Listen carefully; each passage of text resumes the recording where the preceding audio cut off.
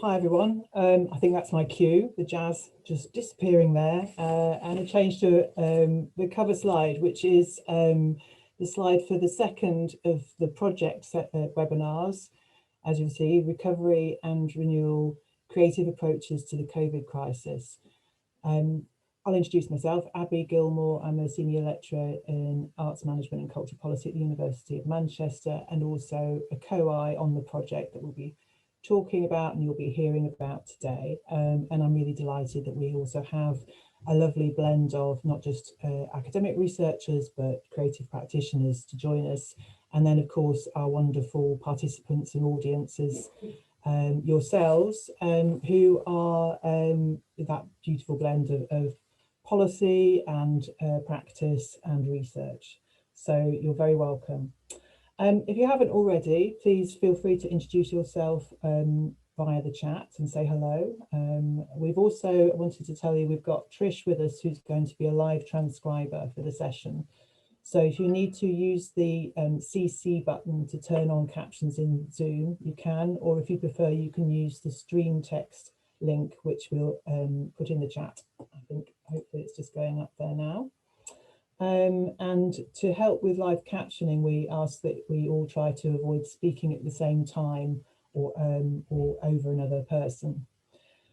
So I think we're all quite used to these kinds of situations now, but just to remind you, we're going to be recording the session to share afterwards. So if you don't want to be seen in the recording, then turn off your camera and your microphone. We're not going to be sharing the chat publicly, and the breakout rooms that we'll have later won't be recorded.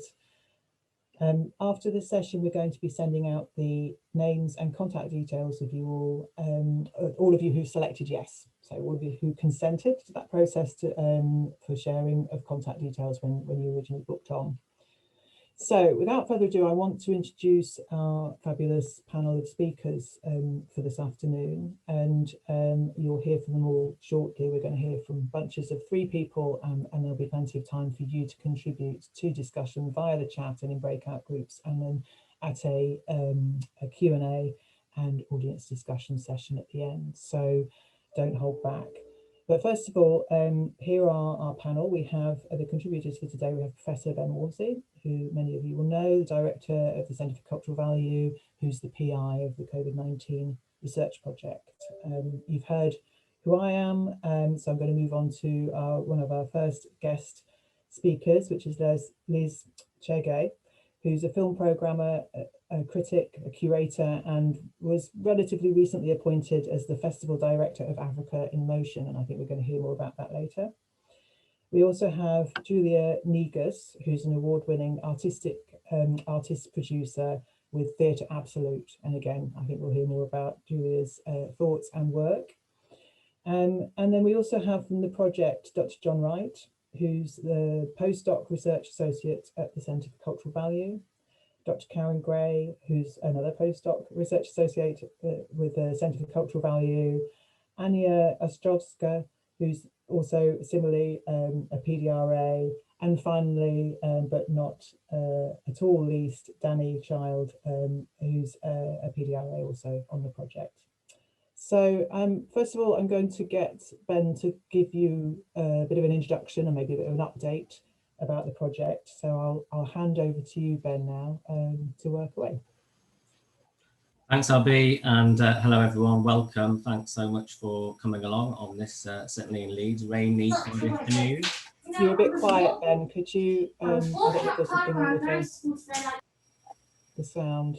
Yeah, hi, is that any better? No, it's still a bit quiet for me.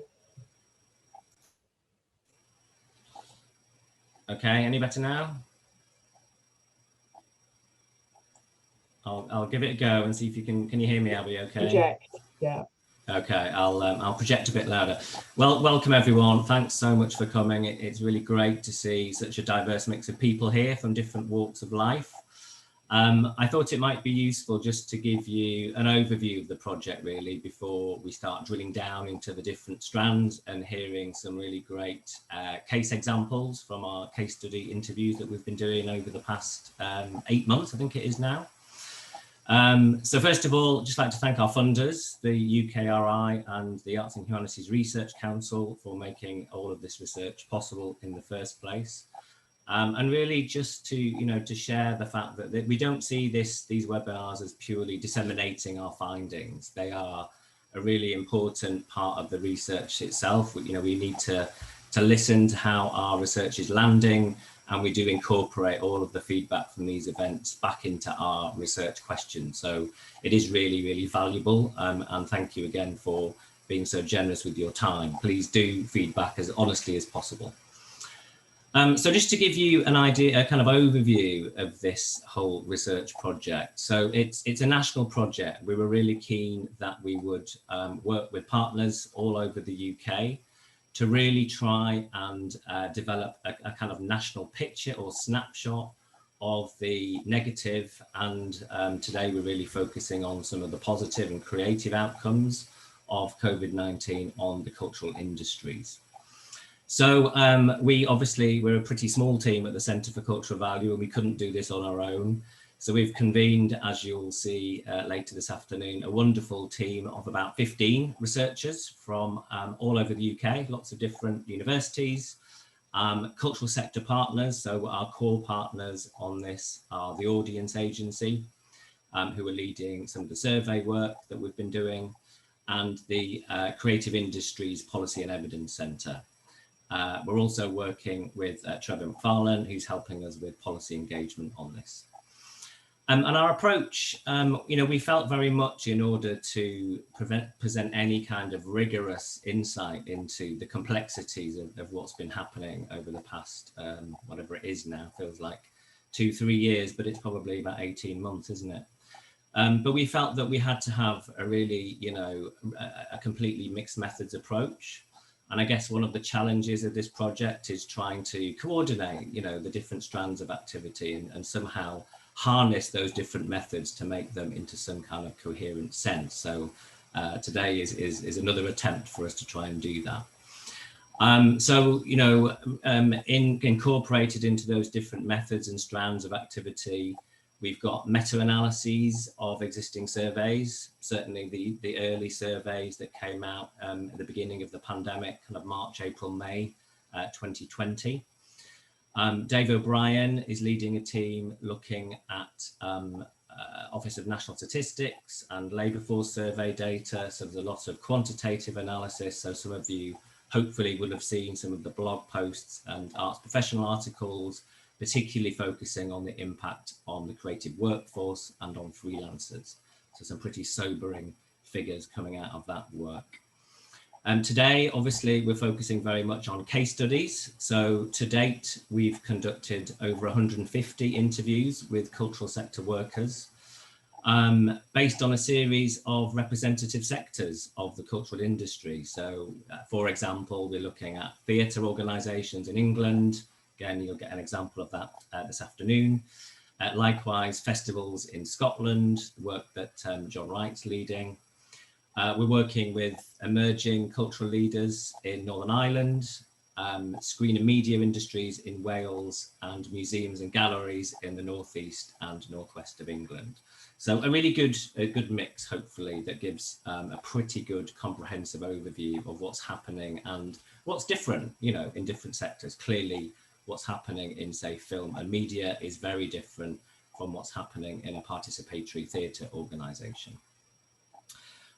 We're conducting, as I mentioned, with the Audience Agency, a population survey, so not an audience survey, but a citizens panel, really, so the cultural participation monitor. We're about to share the findings of the third wave of that, so that should be landing any day, probably early next week, I would imagine. There's an audience research component, so we're developing a new living digital archive to try and ascertain what people have been doing during the lockdown and cultural engagement as people start to emerge back into live venues. Our colleagues at Cardiff have undertaken some social media analysis of things like culture in quarantine and museums at home. Again, just trying to fit all the different pieces of the jigsaw together. So to really look at and analyse organisations have been putting out on social media and how the general public and audiences have been responding to that.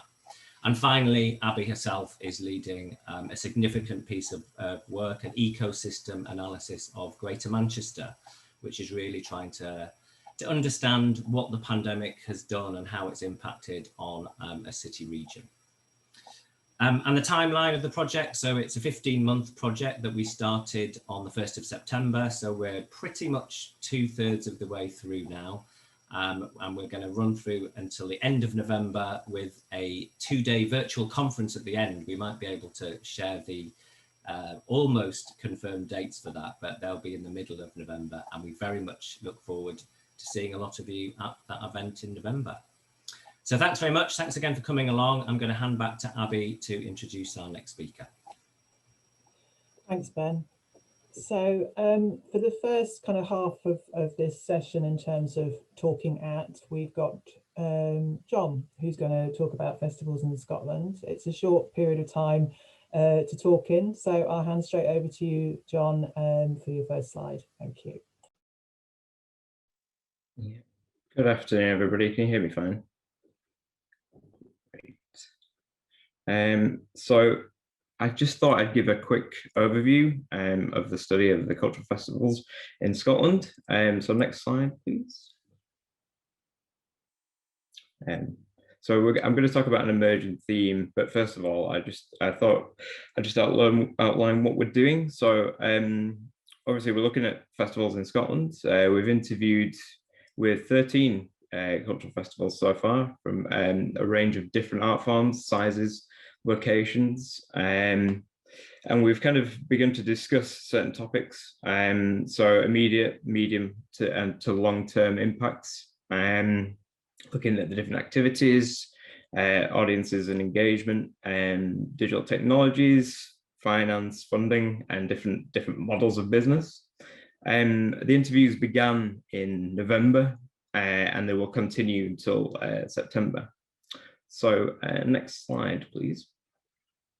So a major theme which has emerged in the majority of interviews has been this move to hybrid forms of festivals. So most festivals were cancelled last year, and many of the festivals turned to digital producing to deliver some of the content for their audiences. The phrase "to mark the place" or "to mark the moment" was one of the most frequently used by a lot of the interviewees, followed up with a statement of such as digital festivals could not replace the live experience. So going forward to this year and beyond, many festivals we interviewed are looking at producing hybrid festivals with smaller, locally based live events coupled with digital showcases and commissions aimed at national and international audiences. So, for example, one festival reported that they held garden gigs for local residents, where performers would travel door to door in the local area and perform. Another stated that they held regular Zoom choirs, and others developed workshops with creative kit boxes, which they sent out to local residents, coupled with YouTube live tutorials with creatives to engage in participation. In fact, many of the interviewees reported that they simply placing a fixed base camera and recording performances was not engaging enough. So, the kind of second point here on this slide is that it comes with, although obviously this comes with caveats around restrictions and also capacity, as some of the smaller festivals reported that they weren't or able to engage in digital creation as they didn't have the resources. And so we'll actually rely on the live experience going forward. Equally, festivals with smaller venues have suggested that what kind of live experiences they can produce will depend on restrictions to audience numbers in venues. So several festivals across art forms, including literary, performance, and music, have implemented digital passes and ticketing to access their digital festivals. The debate around charging for digital content is quite complex and is often coupled with questions of value in the interviews. Interviewees suggested that larger institutions were able to produce and make available free, high-quality content early on in the pandemic, which some have suggested was detrimental to their situations. However, those festivals which have implemented a form of digital ticketing have fed back that their sales have been higher than expected. There remains a question about what kind of audience engagement these numbers translated into in the kind of short, medium term. For example, one interview suggested that much of their recorded content was only viewed for an average of 6 minutes. So finally, on this slide, there is a depth of feeling across the interviewees that the digital festivals cannot supplant the live experience. And it may be that live experiences become more locally focused over the short term, with an increase in streaming and quality produced digital content, with a focus on audience participation for national and international audiences. So next slide, please. So thinking about this sort of theme of hybrid live and digital, it's brought some challenges for different types of festivals. So those in the third sector, particularly, so smaller non-profit festivals, have suggested that they have been pivoting pre-pandemic towards incorporating more commercial revenue, with public funding becoming even more competitive. So one interesting model that has been implemented and has also been talked about is a subscription model, where members of the festival community pay monthly for content and are able to contribute to the actual curation of events. So there are two other kind of themes that have emerged as well along these sort of lines. Firstly, it's been suggested within the larger city-based festivals that this movement to digitally commissioned work may dilute the festival's brand if artists are no longer required to travel to a physical location. Conversely, smaller and rural festivals, which are rooted in their local culture and have a strong sense of place, say that they have benefited from promoting their locality through digital means to wider audiences who may not have been able to access remote kind of areas. And finally, the importance of collaborations and networks between festivals has been emphasized across the cohort. So interviewees have reported that these networks have provided vital structures through knowledge exchange and emotional care. Some of these networks are more formal than others, and some have pre-existed the pandemic. However, new partnerships have emerged with more sort of formal project outputs. So one such festival is a partnership called Nationhood, between a festival in the south of England, one in the borderlands in Scotland, and one in the far north of Scotland. So the use of digital in that sense has actually promoted these networks, but actually at the same time, they're beginning to coalesce in actual project kind of outputs, which are more formal. So I think I'll end there and hand back to Abby. Thank you, John. Thanks. So lots in there already in just a short 5 or so minutes. So we'll pass next to the other project researcher who's going to move to another sector case study, Karen Gray, who's going to talk us through the work that she's doing on theatre. So over to you, Karen.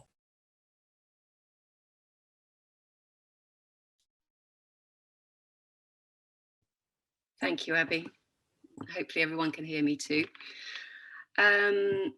Yes, so this afternoon my focus is going to be on the responses of the theatre sector to the challenges of the past 15 months.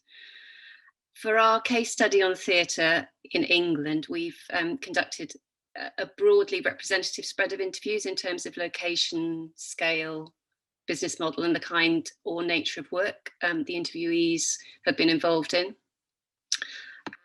And next slide, please. Our participants have told us about a range of challenges they've faced, and I won't go into these in detail as I think most of them will be quite familiar to everyone by now. But to lead into talking about how theatres have responded to these challenges, one interviewee told me about a pandemic project they'd been involved in which the theatre had distributed creative packs to vulnerable families through a local housing group's charitable foundation.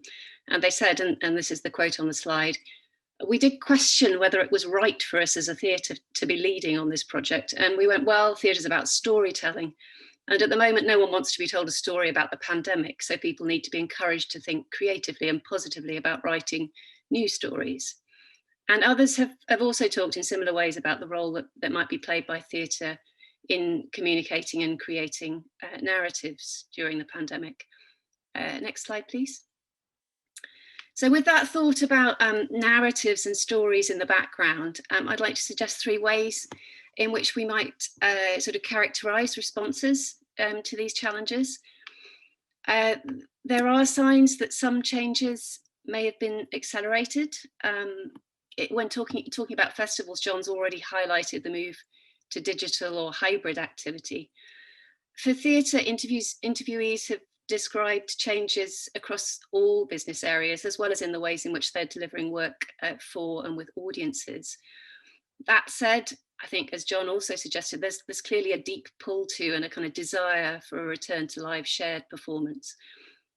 There's also a kind of skewing in responses as a result of what some people characterize as the NT Live or the Netflix effect.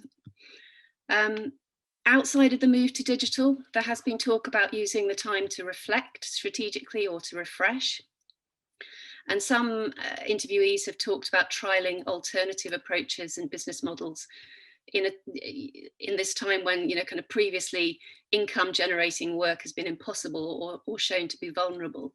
So, for example, the director of a financially stable small rural theatre described shaking up a popular programme that was perhaps at risk of becoming stale through a funded project that reached out to younger and more diverse audiences, through commissioning new writing, and through changes to cornerstones such as its panto season. Another theatre was considering how to make its learning and participation work self-sustaining, for example, through offering studio-based craft workshops.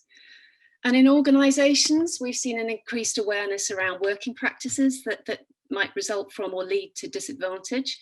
So people I've talked to have described buy-in to initiatives such as the freelance task force or use of open hire, which advocates for fair recruitment practices.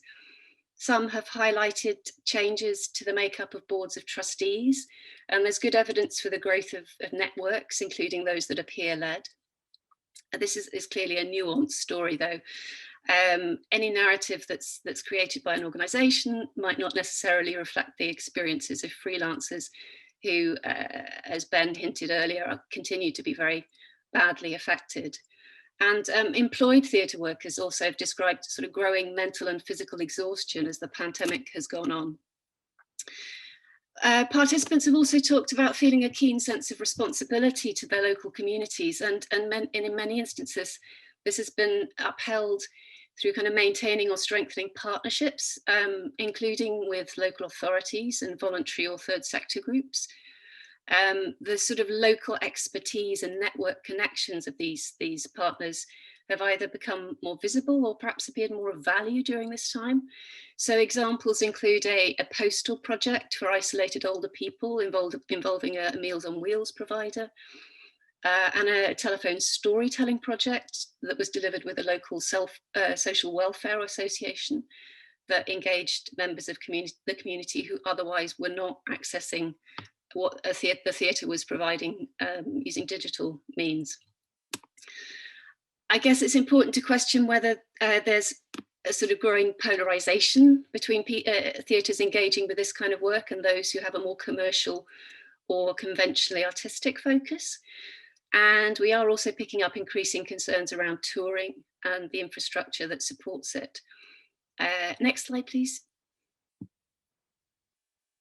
To close, though, I'd like to throw out some thoughts about opportunities. We know from this project's quantitative data that audience reach through digital has not increased significantly during the pandemic, but people I've talked to in the theatre case study who've been using digital or blended approaches often describe an impression that it has, and this perhaps hints at possibilities for the depth of relationships that can be developed rather than their breadth. There are suggestions of an increasing focus on working with local or regional audiences, and perhaps it would be interesting to see how this might link in with the UK government's commitment to agendas such as levelling up that are likely to form part of COVID-19 recovery plans.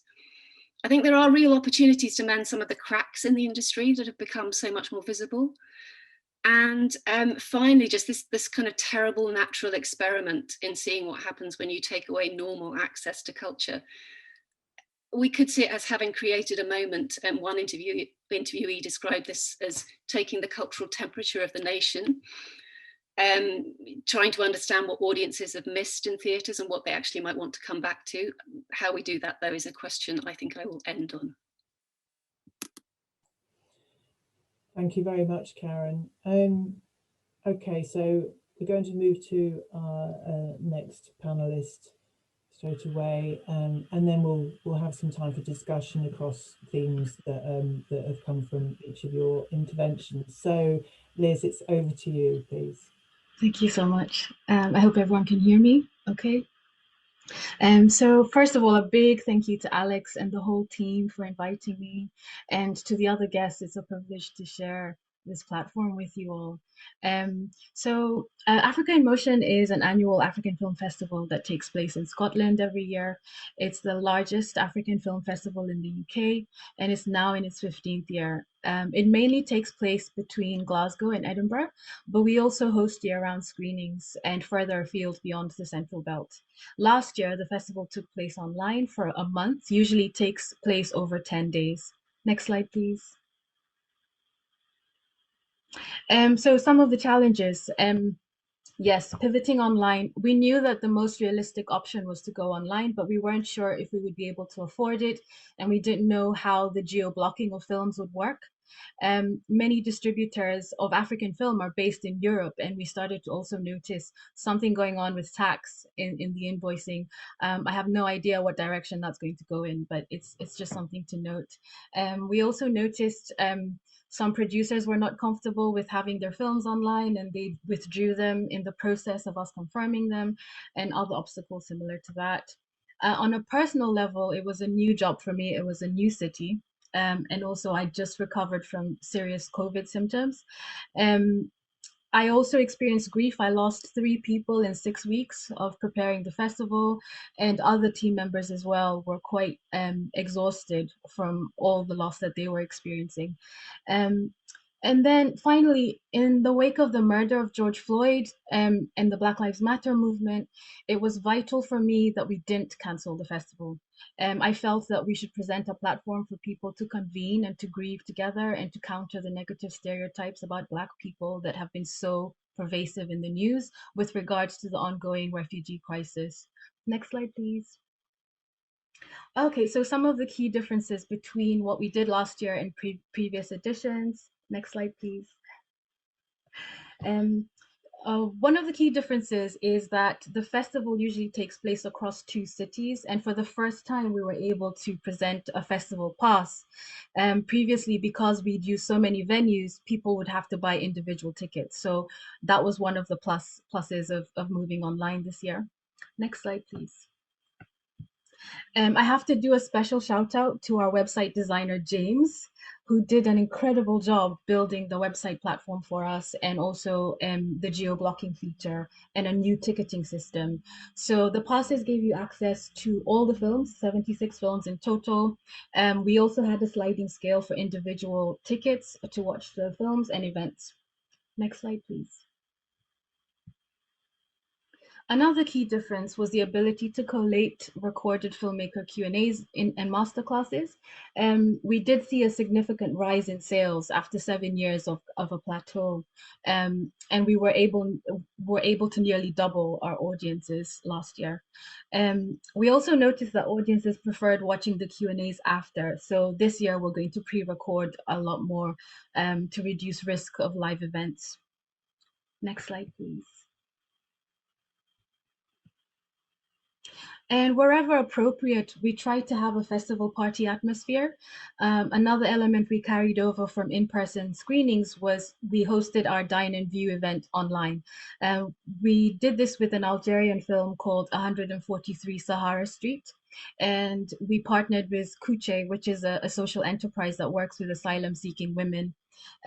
This screening was accompanied by an Algerian recipe for people to prepare at home.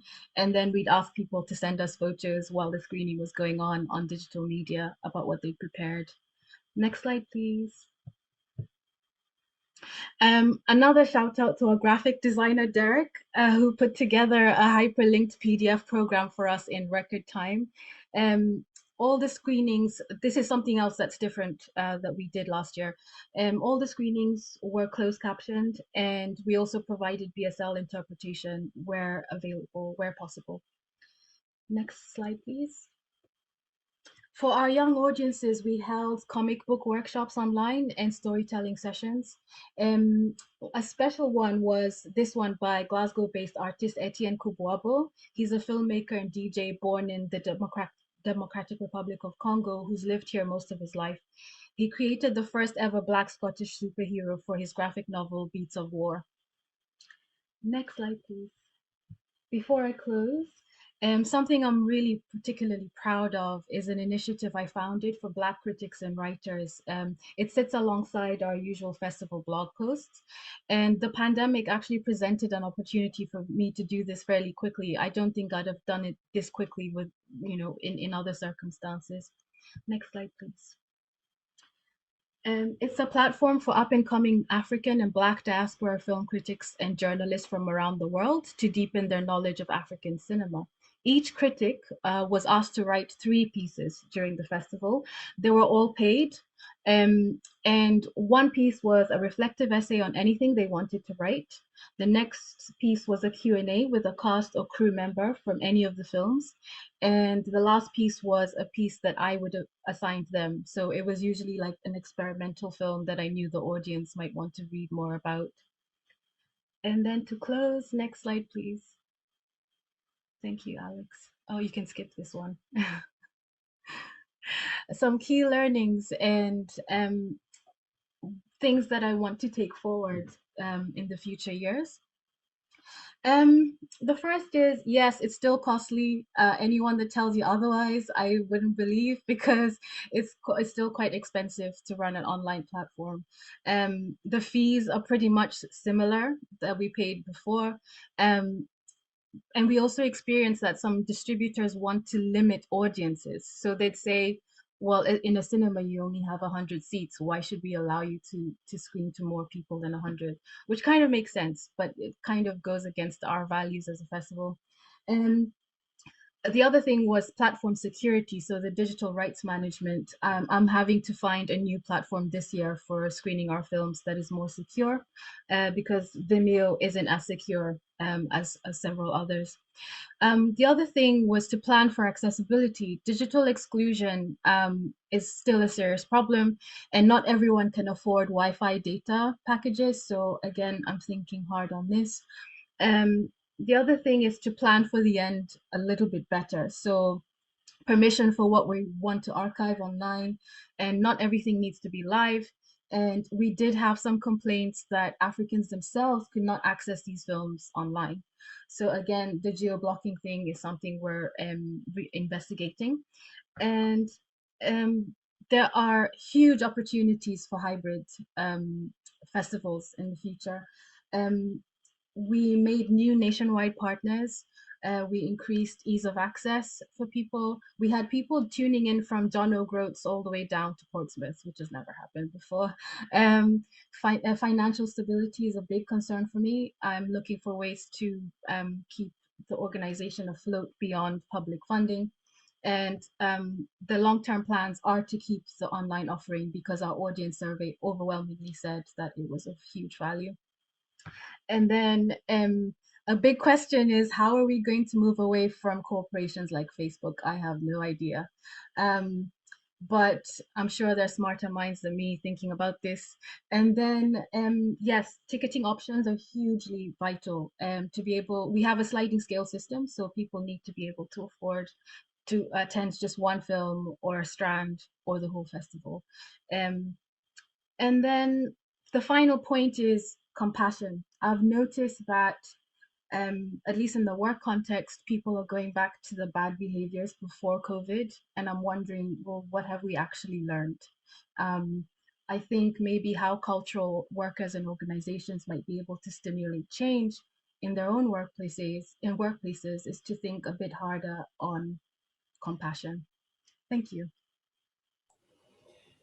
Thank you so much for that absolutely rich and fascinating case study, which was actually your life for the last however long, and some great comments in the chat there, just saying what an amazing sort of feat of programming and engagement, and that's really very much what struck me, particularly, you know, overcoming practical issues, and 2 points in particular. I think, you know, that amazing example of the sort of blended experience where you're enriching people's participation through people cooking and eating whilst watching, and still being able to do that in these times. But also, you know, you mentioned also about being able to showcase new and emerging talent, which is incredible as well. So I just wonder, we've got a few minutes just to talk across the different case studies before we go into some breakout groups, about how experiences like yours, Liz, and what you've heard from the other kind of the research presentations about attitudes towards risk and commerciality. John said something about, you know, how do we behave more commercially coming out of COVID, and you know, what does that actually mean? And it's kind of an interesting way to phrase, how do we actually behave more commercially? So thinking about taking risks and being able to be more commercial or more sustainable, but also that very last point that you made is about compassion. You know, how does that square up for organizations? So I just wondered if there's something more that you want to say about that, or likewise, John and Karen, if that's something that you're hearing through in the voices or the, you know, the contributions from interviewees. It's a great question. I'm thinking about it daily, to be honest. This is the first time I've led an organization of this size, so I don't know how useful I can be, but except to say that I am thinking as well and asking people and finding out across the board how everyone is dealing with this, because the money is a big problem. This year we've got less funding than usual. I'm looking seriously at the VOD system and how we've been approached actually by multiple organizations and companies that want us to program for their online platforms, and then we would get a cut from whatever we do, plus the filmmaker as well. So yeah, there are a number of things I'm looking into. I'm curious to hear what everyone else is finding. Okay. Thank you. Karen or John, do you want to come in terms of those, you know, that kind of the tension there? I'll say a few words about theatre. I think it's really tricky, just in terms of the programming for the next year or 12 months or 15 months. Lots of people have talked about a sort of concertina-ing effect of things that, you know, have been previously programmed and coming, that we hope that will be coming live, you know, in the next year. And a lot of discussion about how social distancing means that work that would have been in sort of mid-scale or smaller venues might move into larger venues, which means that the work that might, you know, that there is less potentially smaller scale work. Some of the more risky, smaller scale work might not be commissioned, might not be ready. The other thing is as well that, you know, it's just the uncertainty of the whole thing means that it's you know, it's very difficult for venues to take a punt on something new potentially. This train is now approaching Martin's Heron.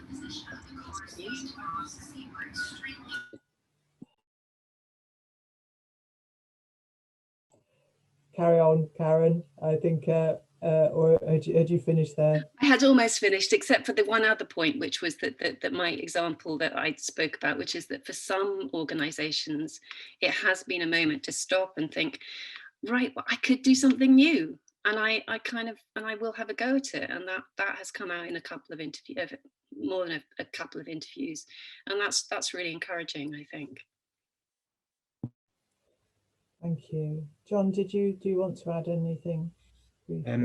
I'll kind of be brief, but essentially, I think a lot of festivals that we've been talking to have been sort of thinking about, like Liz was saying, the the kind of the actual the flow, the money flow problem, to be able to put things on and create digital content is unbelievably difficult, especially if you're not kind of centrally funded. And there's a lot of festivals that talked about, you know, the kind of the regular funded organizations are able to kind of, you know, sort of move to this quite rapidly, but they've had to look at other ways of doing it. And as I said, that subscription model was one of them. But then also about some have talked about basically retaining copyright on a lot of interviews with artists, and then, you know, gaining kind of royalty from that. Which is another interesting way of kind of doing it. But yeah, there's every time I've talked with people about this as well, there's the kind of inherent resistance within kind of festival sort of ideology against this corporate side of things. So I think there's definitely a kind of like friction there, as you were saying, Abby, which needs to be kind of taken into account in this kind of new sort of situation that we're in. But yeah, so that's where Thank you. I mean, that's a really good observation, actually, which hadn't really occurred to me, that we were only just beginning the complexities of working out what this means in terms of intellectual property and how that might change, and actually how we need to have a better shared understanding of how to do that fairly and or commercially. So that's perhaps a really important space for us as researchers to look at, is, you know, how what are the kind of new ways of doing things, and to support, you know, kind of, yeah, fair use or otherwise in terms of intellectual property. But now we'll move into the next part of the session and hear more about the case studies from the COVID-19 research project. And I want to turn to Ania next to hear more about green sector freelancers and in a particular geography in Wales. So over to you, Ania. Thank you. Good afternoon, everyone. I just want to clarify here that the Welsh green sector case study towards the end of this project will comprise of 2 rounds of interviews. So currently, me and my colleague Ewa Nieto-McEvoy, who today is in the audience, we are currently setting up interviews in Wales with Welsh broadcasters, independent production and post-production companies and suppliers companies. However, what I will be talking to you about today is the first round of interviews that is completed, and it was with freelancers working in Wales in film and TV production. Next slide, please. So in the beginning of this year, I interviewed 12 Welsh freelancers, 8 men, 4 women. 10 of them were based in Cardiff Capital Region or in South Wales, 2 based in North Wales. This roughly represents the reality of the screen sector in Wales, with around 80% of, well, actually not even film, but creative industries. Around 80% of creative industries in Wales are based in South Wales. What's interesting for this sample is that the majority of my interviewees performed more than 1 role. And this is quite typical for freelancers in film and TV. Some people are just, say, sound recordists or editors, but many people perform different roles depending on a job and a commission. Next slide, please. So starting with the challenges that my participants have told me about that they had to overcome, it was loss of jobs and income. And now I was looking at the chat during the first part of this webinar, and I got one of my hashtags wrong, which is horrible. So the hashtag here, of course, is excluded UK and not UK excluded. So definitely loss of jobs and income. These are the biggest challenges faced by freelancers, but here there was strong polarization. When it comes to loss of income, people who were set up as limited companies lost most money. People who were sole traders did a bit better. Polarization when it comes to loss of jobs depended on what role people performed. So people in production, people who are crew members, some of them lost all their jobs overnight. People working in post-productions or especially editors did much better.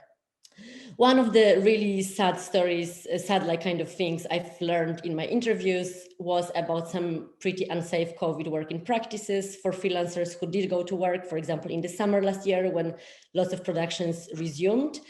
So some of them were quite mild example, like for example, a camera operator told me that because he was a freelancer, he was not tested with the crew. So the crew that was properly employed by the company was tested daily. He wasn't tested because he was a freelancer. But also I had two interviewees who were supposed to be shielding. They were not shielding because they felt that they needed to make money. And they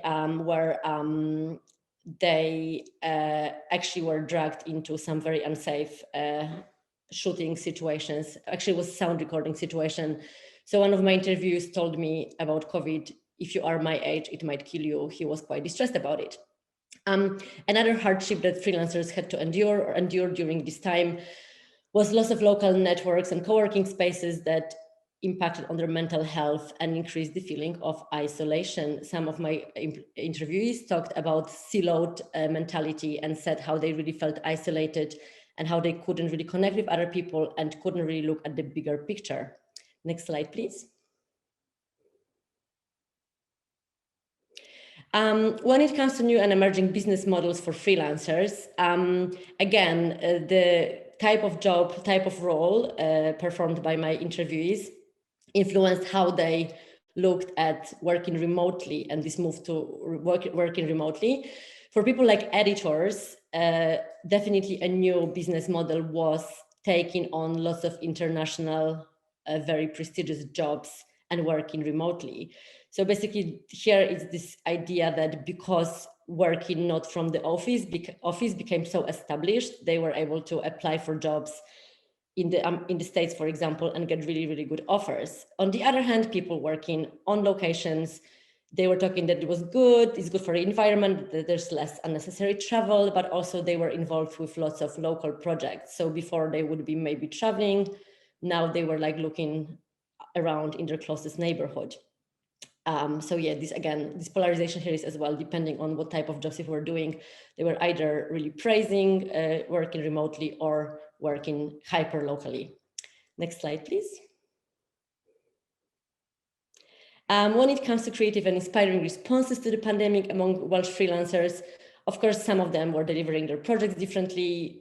Basically, they had to face creative challenges, like, for example, their kid was in London and they had to make a video that they had planned to make very high quality, high production values, and then they had to work, with just like a small camera and like a small light.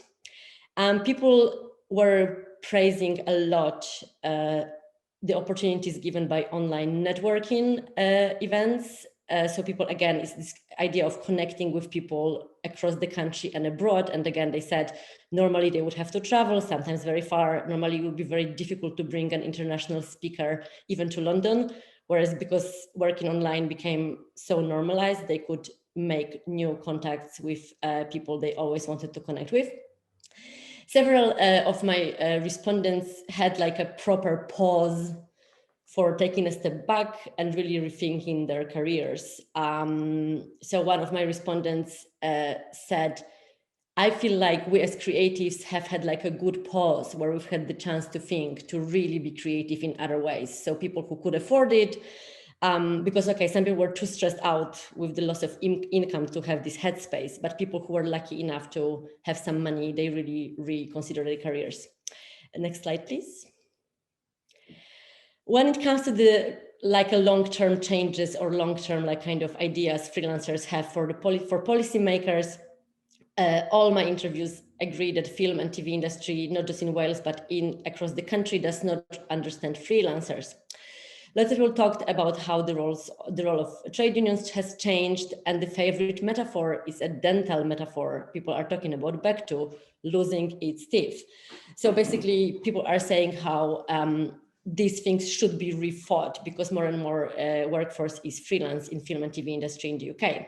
Some people are even talking about universal basic income as a way to go, as a way forward, and as the way forward. And I was quite surprised because people who talked about universal basic income were middle-aged men. So they are not very like, radical demographic, but they just basically said that for freelancers, continuous financial support is crucial.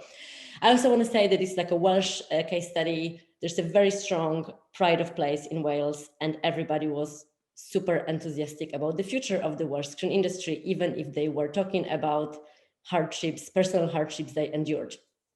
And the last slide, please. In terms of advice given to newcomers, interestingly, the majority of my respondents said that they would not change their advice because of COVID. So they were saying, just keep pushing, keep knocking at doors. When I asked them specifically, would you give them different advice now than 5 years ago? People said no. However, there were a couple of voices, like dissenting voices, that were saying that maybe for next year or two in the entry level jobs, people should be a bit patient with their ambitions, maybe shouldn't give up their other job that is paying them like, steady salary. Some people mentioned that for the entry-level jobs in the film and TV industry, there are already some dodgy job ads appearing where people require a lot of work for quite low amount of money. On the other hand, I just interviewed my first organization interview yesterday, a man who runs like a post-production company in Wales. And he said that for freelancers now in Wales will be absolutely amazing because they are in high demand and their day rates are so much higher than in the pandemic. So again, depending who's talking, the picture is different. Thank you so much. Thank you very much, Ania. And yes, some kind of hearing different things now about kind of distinctions between different roles there that we can maybe discuss later. So turning quickly next to where we have both Danny and Harry here, and apologies, I introduced you earlier as PDRAs, and of course you are co-investigators on the project. Apologies for that, Danny. So passing over to you now to tell us about the case study of galleries and museums in the North. Thank you. Thanks, Abby. Okay, hi everyone. So Harry and I are leading the case studies that are looking at galleries and museums in the Northeast and the Northwest of England. And next slide, please, Alex. This has comprised so far of desk research and the undertaking of interviews. And I should add that Karen and John, who have already presented here, have undertaken the majority of these interviews so far. So there have been 25 interviews undertaken across 19 institutions by the end of March this year. The institutions that have been interviewed range from large museums and galleries through local authority institutions and also artists' studios and artist-led organisations. So we're trying to hit a range of different sizes and scales of institution, and also trying to hit some kind of urban and rural locations as well within this. Also, our interview samples are including freelancers and trade union representatives to try and get a sense of what's happening for arts freelancers as well. So the initial set of interviews that we've undertaken so far were with staff at director level, with a few subsequent interviews with roles such as education and learning. Okay, next slide, please. So we asked questions under particular themes, and these were the immediate impacts of COVID-19 on the organisation, audience and community engagement, resilience, future strategies and innovation, and learning and recommendation for policies. Next slide, please.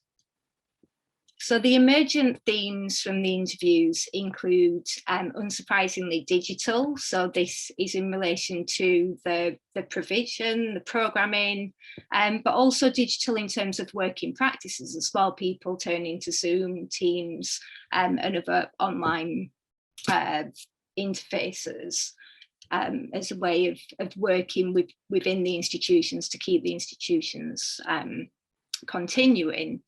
A second big theme is networks, which again is something that we've heard in the other presentations. So there's some intercollegiate working across the sector, so pre-existing networks, but also new, more informal ones that are emerging. So things like support and training for applying for the CRF funding for smaller arts organisations and arts workers as well. So there's been these more informal networks of support arising. Another theme that we found in the responses is thinking about working practices, so working from home, new skills, digital literacy, and also new ways of working. And the final theme is, or one of the final themes is civic engagement and responsibility as well. So I'm going to focus a little bit on the digital and civic engagement and responsibility in the remainder of this. Next slide, please. So one of the things coming out of the digital is that we started to question, through looking at the responses, is the digital enough? We found mixed responses to the digital turn, including oversaturation, lack of access, narrow audience reach, digital fatigue. And what we discovered is that despite this, this wider narrative in which everyone assumes that people jumped online, that we discovered that there remained a very material practice taking place in art institutions during the lockdowns. And these are practices that were serving the local or the hyper-local community in which the institutions are sited. So it might be things like engaging with food banks or providing educational packs to children in the immediate communities as well, activity packs, these kind of things. And this provision sought depth rather than breadth of engagement. So it was seeking to build and sustain meaningful relationships with specific and largely local audiences. So Karen, John, Harry and I wrote this article for Arts Professional, which referred to these approaches as blended, which use the digital and material practices. So an example of this is something very similar to the example that Liz cited, the dine and view example, where there's a creative food provision which provided recipes that tied into the organisation's online programming. So this is what we refer to as blended or hybrid practices. Next slide, please. So within this thinking about serving the kind of the local and immediate communities, we started to focus on the idea of civic responsibility and engagement, which refers to the practices that engage with the local and hyperlocal communities that we found within the interviews. And we ended the Arts Professional article with reference to one of our interviewees who said, "We are of more use now." And this is something that we're encountering in the interviews. However, the idea of art institutions being useful predates the pandemic. I should note that both Harry and I are art historians. So we're aware of this idea of the useful museum that kind of was established with Middlesbrough Institute of Modern Art, MIMA, in 2014, and then has been brought to Manchester Art Gallery in 2017. So the idea of thinking of the art institution is not a new idea, but it's something that during the pandemic has particularly become heightened. So in MIMA and Manchester Art Gallery, this was influenced by Art of Util, which draws on artistic thinking to imagine, create and implement tactics that change how we act in society.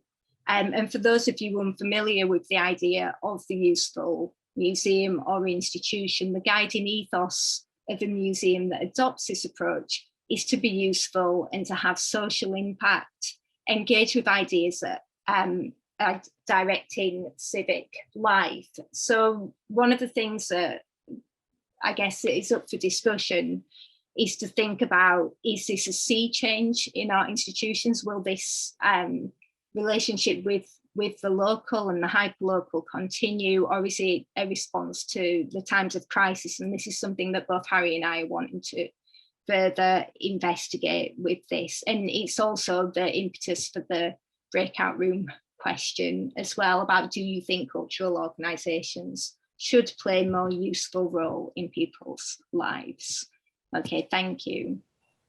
Thank you very much, Danny. And I'm tempted to comment that other art historians, I'm sure, are getting their thumbed copies of Ruskin out right now to say more about use value in museums. Last but absolutely not least, and thank you for your patience, Julia. I'm really pleased that we can hear from Julia's experience working in Coventry with Theatre Absolute. So we'll turn over to you then, and we'll have some time for discussion after you tell us about your case study. Thank you. Thank you, and thanks very much to everybody for the invitation to share our experience. So I'm Julia Negus, the producer for Theatre Absolute, and I also run the Shopfront Theatre in Coventry's shopping precinct, which the Shopfront Theatre used to be an old fish and chip shop come restaurant, and it's 2 doors up from Iceland and straight opposite Argos. Theatre Absolute is an independent professional company, and we founded the Shopfront Theatre in Coventry in partnership with the City Council in 2009, just after the last recession. Next slide, please. As the COVID pandemic seized hold, we as a company had, like many others, to pause and yet still find a response that could be immediate and useful to both the freelance art sector and the communities that we serve. Our primary objective is always to create work that is excellent in quality and remains engaging and relevant to the citizens of Coventry and further afield. Next slide, please. Our priority was to check in with each other, the small team behind Theatre Absolute, being Chris O'Connell, myself, and our newly appointed projects coordinator, Lisa Franklin, and then subsequently check in with the other freelancers we frequently engage and work with. Next slide, please. We used our own visual arts and performance practice to create new work and utilise the Shopfront Theatre windows during lockdown. We created Meanwhile. Next slide, please. People passing by on a daily lockdown walk could see and engage with fresh, relevant work. We felt this was a way to support people who were experiencing fear, isolation, and anxiety. Works included film photography, text, mixed media, and my own textiles banner response. Comments included, "It was powerful to see and view these works at the Shopfront Theatre during lockdown." Another comment was, "I felt that there were people I could still connect with through this work at Theatre Absolute." And also, in amongst everything, I also set about securing funding for the company. And although I had lots of priorities, stabilising the company for the immediate future was crucial. We're a project-funded company only. And for context, we closed a show 3 days before its premiere as the first lockdown took hold. And we lost 100% of our hires for the year, our ticket income and our bar income. And all of those helped keep the lights on. And obviously we're still under capacity restrictions now. Next slide, please. We then supported local freelancers as best we could. We supported 10 artist performers with our theatre labs, which gave the artists the keys and solo access to the Shopfront Theatre to explore narrative within their practice and begin to develop new works for performance once everyone could get back on their feet. Next slide, please. In partnership with City of Culture Trust, we also ran a series of City Voices writing workshops online for writers for all abilities and ages in Coventry. And we also invited 2 local writers to help run the sessions, thus supporting their professional development as workshop leaders. The workshops ran for 6 weeks. We also invited 2 national guest writers and poets to run elements of the session, and these were Liz Mitten and Liz Berry. This programme also included paid micro-commissions and dramaturgy support by Chris and also playwright Vanessa Oakes. And then at the end, we created a live online sharing of all the new work, and the audience capacity was actually the same as it would have been in the Shopfront Theatre. The capacity at the shop is about 60. We also offered and delivered 10 online dramaturg sessions to writers via a national call out, and we had over 60 writers apply. The one-to-one sessions were delivered by Coventry and National Theatre dramaturg Ola Ranamashrawan and Chris. And then carrying on our support for local artists, we also hosted a photography exhibition in our windows by a local photographer, Neil Catley, who founded Confidence Through Photography, which is a network dedicated to well-being and mental health support for visual artists. We also supported Johnny Nichols with an exhibition of his artwork, and we tried as best we could to respond to people as they also connected in with us. We also remained in touch with our regular hires, and a wonderful outcome was a new community window gallery collaboration with Grapevine Coventry, which emerged after holding informal kind of online check-in sessions just to see how we were all doing. And finally, we also created and launched the writing box. The project encouraged the public to request a free box of writing stimulus that we then delivered on foot or by post in Coventry. The first run was 300 boxes, and they reached every postcode in Coventry, as well as Nuneaton, Stratford, Warwickshire, Birmingham, Leeds, Cornwall, Lincoln, and even France. I don't know how that happened. Next slide, please. In autumn 2020, we commissioned Coventry artists and writers to create some new poems for our shopfront windows. The artists and writers were Shanaz Akhtar, Laura Nahue, Andrea Mabarushamama, Linera Adaremi, and Rafe Boylan. All the artists responded to our central provocation of our ongoing rescheduled artistic works, Humanistan, which is where we ask our artists and writers to think about this place that we all know exists, human country, but sometimes we forget to spend time there. Next slide, please. And if you scroll through. Thank you. A major takeaway from this last year's experience is that staying connected in whatever form is good for all of us. And I hope that others who have the privilege to hold the keys to spaces, however large, small, or unusual, also remember to open the doors wider for our creatives, for our artists, and for our audiences, because we all need each other. Thank you.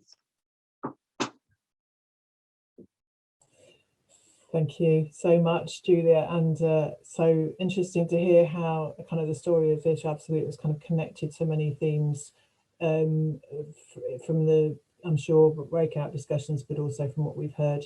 And for me, thinking particularly around the question of, you know, you mentioned about making meanwhile, and whether or not the pandemic is something we've asked in the breakouts about whether or not the pandemic has provided a meanwhile space for arts organisations to reflect and reset and so on. But actually, I think what you were saying there was it's been the arts organisations or your particular organisation that's been helping to create a meanwhile space for communities through the medium of cultural production. And you know, so it's just really enlivening to hear.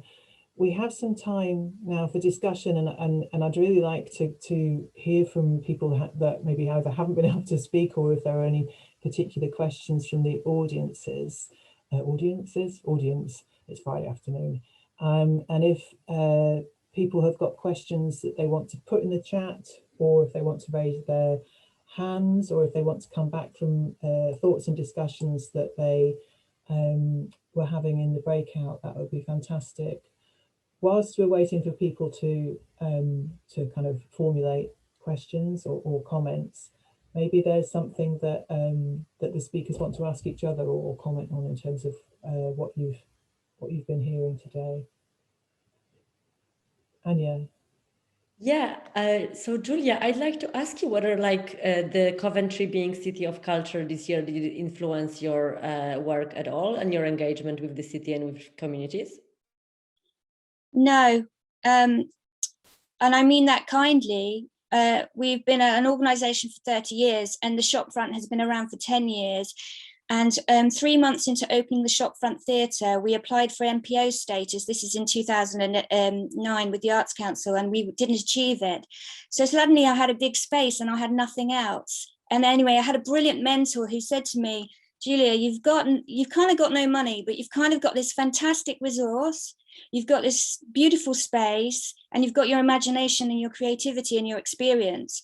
And do you know what? During the pandemic and kind of previous to that, with having little kind of financial resource, I've kind of held on to that, and I've remembered it, that actually it's our community that helps shape us. And our project for the shopfront was only supposed to be around for 18 months, but now it's kind of like 13 years old. And it's purely because we had a kind of organic response and work with our communities, that we listen, we created work that was relevant, we said yes to other people, we understood it was a privilege to hold keys to a space. And we stood back when people said, can we use your space for this? And it was like, yeah, you know, and I think that's one of the things that with City of Culture, it's been really hard for those guys, suddenly creating something for a year, but having to always recheck, rework, rethink stuff. Even the outdoor work has been really hard for them. So in a sense, I think that we can also support, and they can respectfully learn from us in terms of, okay, how can you do this in such terrible times? I also need to say that like Liz, you know, we all need to show compassion, but also flexibility as we go forwards, because we just do not know people's stories before. And I'm also talking about pre-pandemic. So we don't know really people's stories and what's been going on in their lives. And that's really what we need to do, is kind of listen more as we go forwards. Thank you. Thank you. So do we have any other questions from panelists that you'd like to ask each other, or comments? Liz. Thank you, Julia. I loved your presentation as well. My question is more to the researchers. Something that added a stress factor for me, for example, was when I was moving up from Bristol to Glasgow, it was impossible to find somewhere to live without people asking me to come and see the spaces in person. But also, many were imposing 6-month rent in advance conditions. And I experienced this citywide. Like it became a common thing after COVID to ask people to pay 6 months rent in advance, which was a huge stress factor for me. And I wondered in your research if you found other sectors influencing the arts in the same way.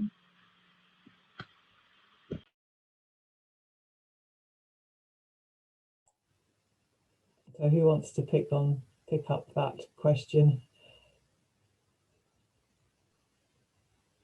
I'll say a word if just briefly, and that is about not specifically in response to your point about housing, Liz, which is a really interesting one. But there are points around tourism. So certainly places which have been hugely dependent on tourists.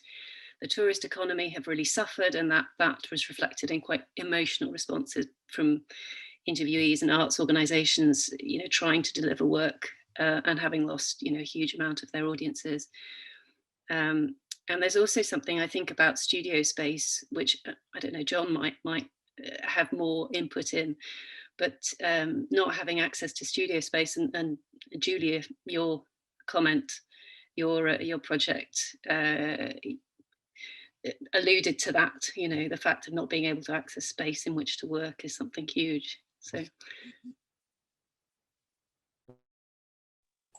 yeah, sorry, to kind of echo what Karen was saying, some of the studio groups that we've kind of interviewed have mentioned the fact that they were just, you know, they were shut out because these buildings couldn't be COVID safe. They were very small teams, and they weren't able to kind of work with the spaces early on. That is kind of sort of changed as things have gone along a little bit. I think people got used to sort of regulations, etc. But then there's also the kind of the sort of psychological side of it as well, that artists didn't want to come in. You know, they didn't feel safe. And I think Liz talked about that quite a lot, this sense of what festivals were able to do as well. And the reason why I think it was brilliant that Africa in Motion actually went ahead was that, you know, they could create this kind of community space, even if it was virtual, for kind of people to come together just to speak and talk. But I think there are some major stresses on that kind of idea of movement and kind of what is expected as well, to kind of uproot. And we're all under these pressures, but also, why do we have to go? Why do we have to do that? Can we have a system that allows us to kind of just be and do in the place that we're at? And that comes back to the hyperlocal kind of thing that you're kind of talking about. So yeah, I think so. Going back to studios again, they can act like that, but they have obviously been kind of troubled in this situation as well.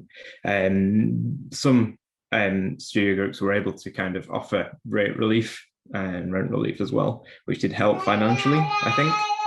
But that kind of side of things is also really important, I think, to think about. Thank you. And Danny's also got comments before we move to another question. Danny. Yeah, I was just going to add to John's point as well. I guess with the studios, there's this kind of question of when the mandate is work from home, what that means to be a kind of an independent artist with a studio space as well. Is it classed as work, or like, where are you allowed in? So I think that's also thrown some confusion as well, where things haven't been clear for people in I guess like non-traditional industries as well. Yeah, good point, Ania. Just quickly, because a question Liz asks is about like a fundamental thing like housing and how it influences creative workers' lives and work. And I think obviously, but this is not just in creative industries, but of course, all people working in creative industries have been massively affected by the fact that the schools were closed and the childcare was not available. And especially also NHS provision for disabled children totally stopped. So, of course, also people who are furloughed had to struggle with this, but for some freelancers, that meant that the money they already lost had to go towards child, it was just really, really bad. So I think that, yeah, definitely childcare provision and lack of it because of COVID definitely influence people's lives in creative industries, absolutely. Thank you. I was struck by your point about how some different roles actually kind of fared in some ways better and different, and depending on how you were constituted as a company, kind of really made a difference to how you were going to see your way through from the research. I think that's really interesting, and it could be kind of interesting to look at more into why that is and whether it translates across to other freelance roles in other sectors. It also, that your last point, Ania, about the fact that in the scarcity or that there's now lots of pre-production work means that freelancers can set their higher rates in that area, and kind of thinking about the relationship between economic value and use value. And I just wondered if that might be a kind of neat segue into one of the questions that's raised in the chat here by Helen. Helen, I didn't know if you wanted to ask this yourself, or if I just sort of read it out. If you want to, I'll assume that you're not, unless you unmute yourself and ask it. Okay. All right. I'll try and make sense of myself. I think I was really thank you for asking this question, which is around this idea about usefulness and utility. And I think it really kind of strikes the heart. We've been listening to Julia talk about a certain kind of usefulness and that Ruskinian notion that museums can be useful in ways that engage people in art and beauty and society, compared to the kinds of instrumentalism that we might have seen in kind of output counting. And also I think increasingly, and we're starting to see this in the research too, in terms of how cultural organisations have been seen to provide ways of bringing people back into city centres or localities. We're going to see the return of kind of some form of the flagship model in a way, in the or the creative district. So those kinds of things where you're trying to encourage people with money and certain kinds of cultural capital to come into places. So I just wondered what people of the panel's kind of feelings are about whether how do we distinguish between these different kinds of usefulness of cultural organisations? Whose responsibility is it to shift it not into, is there a danger that if culture and the arts are seen as either part of recovery or part of economic development. It means that the kinds of usefulness that Julia is talking about is somehow, you know, eroded or difficult to achieve. So any thoughts from panel members or indeed audience? That probably didn't make sense of your question at all, Helen.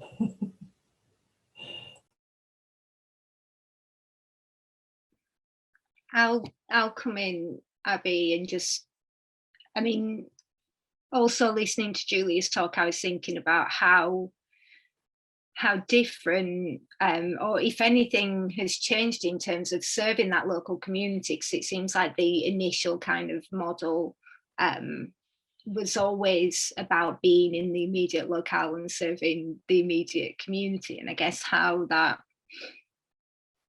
shifted during COVID, I guess one of the main things is that you didn't have that physical space, but it sounds as though you've worked with and around that. So is there anything that, in terms of this idea of engaging with the local, that you think did shift during the pandemic? Are you talking to me, Danny? Yeah. Yeah, sorry. Yeah, no. I suppose one of the things is actually having a space, even though we could connect locally with people, like we talked about before, like hyperlocal. Sometimes, again, we could be guilty of running our space and staying in our space and being a bit blinkered. And actually, through the writing boxes that we created, and we decided, rather than queue up in the post office, we thought best to maybe hand deliver. That was a really great exercise, because I was starting to also walk further around my own city, and actually everything is sometimes city centre based, you know, because you want these cultural you know, visitors to come and spend cash and everything, so everything is like in a cluster in the middle. And actually, from doing the writing boxes, I sort of went into more of our neighbourhood wards and actually had conversations, you know, at a distance in people's gardens, dropping the writing boxes. And wow, I just thought, you know what, we need 20 shopfront theatres, and we need them around the city, because there are so many other stories that we can't possibly pick up, and also so many bits of so many people that we can't necessarily engage with, and people don't choose to come into the city centre for lots of reasons. And I thought, it's not necessarily just about the space, it's keeping things like the conversations going, the online conversations going, as well as we come post-pandemic.